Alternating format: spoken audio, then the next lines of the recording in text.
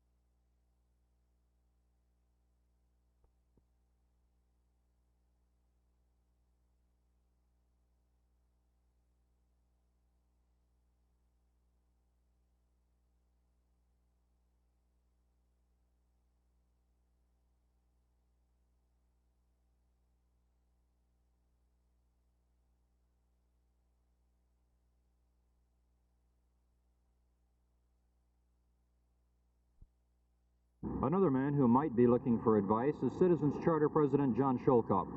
I talked with Sholkoff today. He admitted the CCA had misfigured the election. But he told me, we may be wounded, we are not dead. Sholkoff says when the heat of the election is over, he's thinking about reorganizing the CCA to get away from the tradition of disbanding after each election. Dallas has gotten very, very large.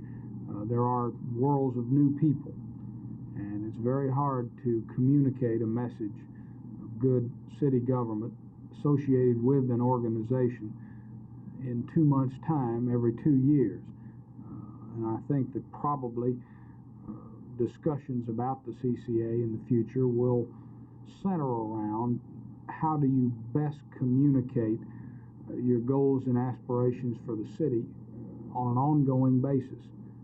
I'm not convinced that we need a full-time political organization, but certainly an improved communication system of some kind.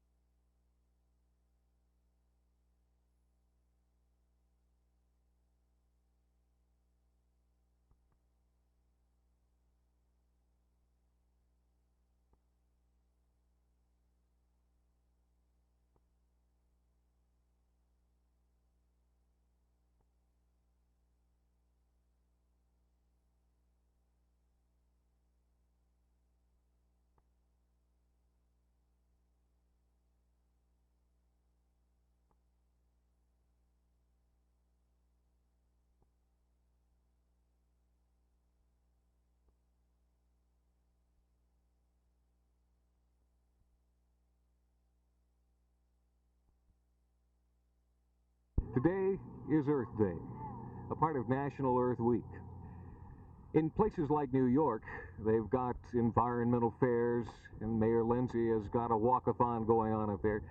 Here in Dallas, these Atwell Junior High School students are picking up trash for ABCD, a beautiful, cleaner Dallas. How long have you been picking up trash today? Since about 2 o'clock. How much do you think you've picked up? I've already finished one bag and I'm almost halfway through with my other. How do you think Earth Day is going to affect people in the United States? You think they're going to take time out to appreciate what we've got here? Well, if organizations can get together and, try to go around and picking up trash, it might help a lot. This is Miss Berlin Center. She's an 8th grade social studies teacher at Atwell Junior High School. How did the program get going at your school? How do the kids react to going out and picking up trash during a school day? We've talked a lot about pollution, and our students were just real excited about a chance to do something in their community. How do they feel about Earth Day? How do you feel about Earth Day? We all feel very strongly about Earth Day. We're very fond of the Earth. This is Earth Day, 1971. And it boils down to this, I guess. It's our Earth, and the only one we've got. And we better take care of it. Malcolm Landis for Channel 8 News on the Move.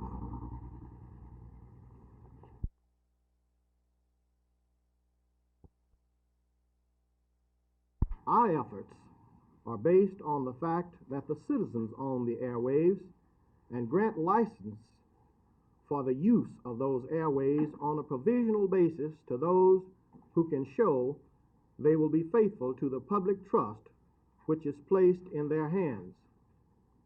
Our efforts will be particularly directed toward the improvement of the communications to and from the minority and poverty communities.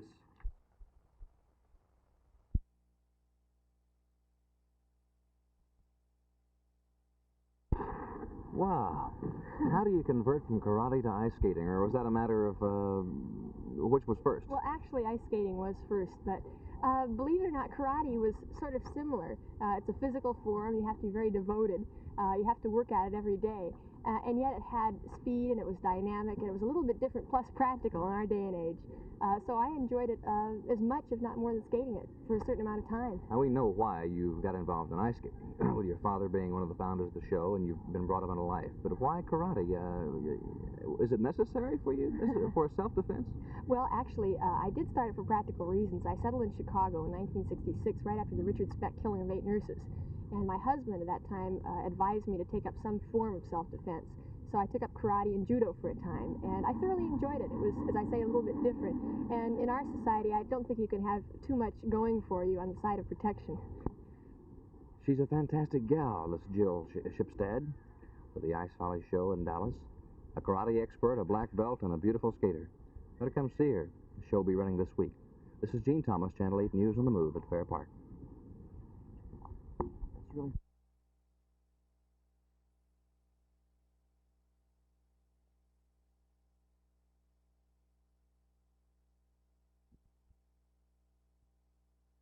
There are a lot of reasons being talked about around Dallas as to why Wes Wise won that runoff election for the mayor. Probably the most popular is that having elected 9 Citizen Charter Association candidates, voters simply thought it couldn't hurt a bit to have an independent mayor. Wes Wise has 2 years of experience as a city councilman, and he can be said to mostly know what it's all about. Still, he has some definite ideas on some of the projects he wants to start and some of the things he wants to accomplish in his 2-year term. On Channel 8 News at noon today, I asked Mayor-elect Wise what his major problem would be.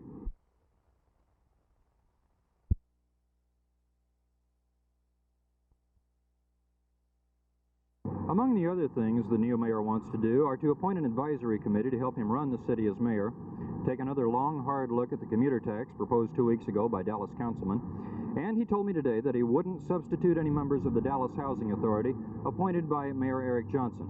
The Dallas Tenants Union is known to be dissatisfied because retiring Mayor Johnson refused to appoint a tenant to that board.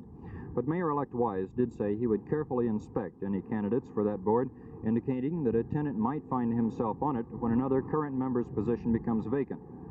At a news conference last week, Mayor Johnson told newsmen he would be available to either Wise or Avery Mays for advice and assistance, no matter which one was elected. Today, I asked Mayor Johnson what he thought would be the best advice he could give the mayor-elect. I think I'd advise him to take a little time before he actually takes the oath of office to think about precisely what's to be done before he takes positions too hastily. Whether or not Wes Wise's election as mayor will result in changes in the CCA is a matter for debate, but it seems fairly clear there will be a change in the tenor of the city. Eric Johnson was the mayor for 7 years. That's plenty of time for the City Hall and the citizens to become accustomed. Now there's new blood in the City Hall. Phil Reynolds, Channel 8 News on the Move at the Dallas City Hall.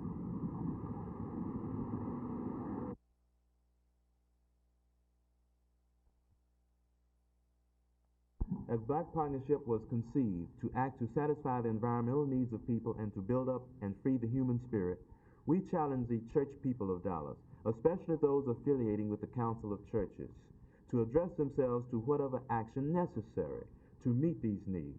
If the power structure can affect the changes in the Council of Churches, then there is no true separation of state and church. The church is not free. We feel Mr. Lipscomb's firing is a direct result of this lack of freedom. We ask all men and women of goodwill to request and to press for Mr. Lipscomb's reinstatement.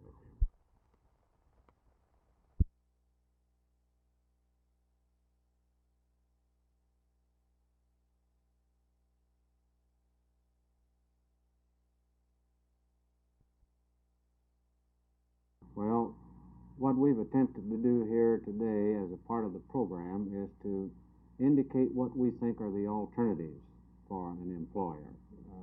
He has to decide whether he will or he won't attempt to have the drug abuser in his employ. And he can say yes without qualification. He can say no for whatever his reasons might be. But probably most of us will say yes, but with certain reservations. We feel that these people shouldn't be actively using drugs in the workplace. We think that if they have had drug abuse as a problem and have become rehabilitated, they can be used.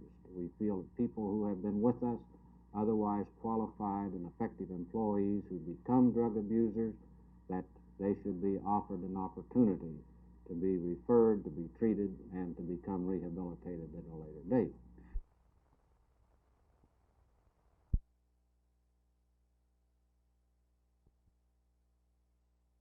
Evidently, Mr. Lipscomb, Albert Lipscomb, was suspended for daring to cause meaningful change.